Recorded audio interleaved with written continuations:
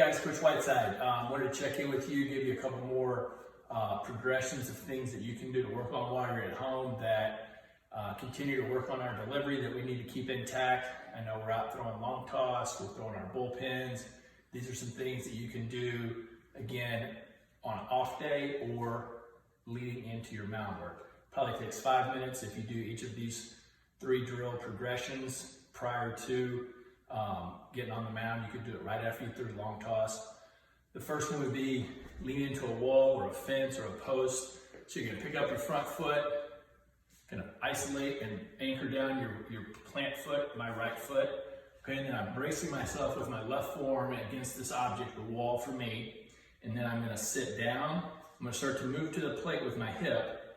And as I do, I'm gonna counter rotate my hip slightly or hinge. So if you watch as I'm doing this, I'm going forward toward the wall. I'm bracing here, but I'm getting the center of my body, my center mass, to move toward the plate independent of my shoulders. So I'm controlling my hips and I'm getting my right hip to inside of my right knee. You can see my femur change angle here where my knee is going back towards second base.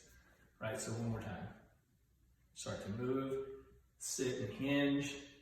And as you can see also, my right foot is really stable. It's not wobbling around. Again, we want to be really solid and firm base on the ground from the ground up.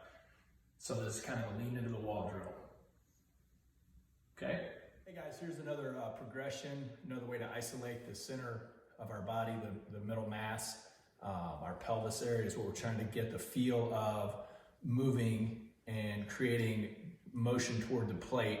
So in this little drill here where we're gonna get our hip in touch with or engaged with the wall, and for me it's gonna be my right hip pocket that travels down the wall to the plate. Okay, so as I come up to the wall, I'm about 4 or 5 inches away from it, lift up, and then I'm gonna take my right hip pocket back to the wall.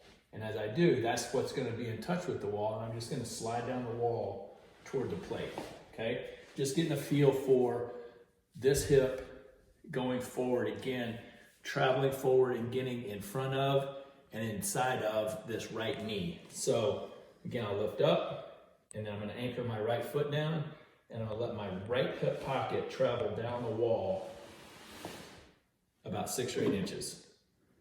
Okay, so that would be the hip wall drill. Okay guys, hey, here's another progression for what we've been working on again with our mechanics, but actually it's our movements, our body movements, specifically our hips and pelvis. So in this little progression, it's something that we've done in the bullpen.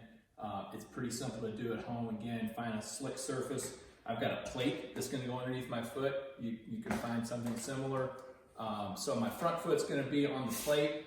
My right foot is anchored down into the ground like I'm trying to grab hold of this concrete floor, and my hands together, and then I'm just gonna start to move toward the plate with my hips. And as I do, my front foot's gonna slide. So my front side's going out, and I'm letting my hips hinge back. And again, the key to this is getting the pelvis to be what's moving us. My right foot's anchored down, so there's a solid foundation. So I'm gonna get my hips moving.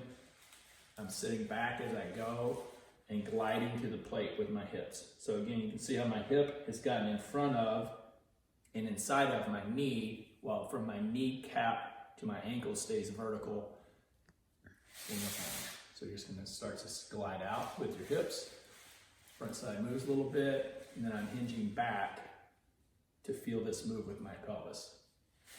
Okay, so there's a 3 drill progression that you guys could do if you did, 8 to 10 of each of those leading into your mound work.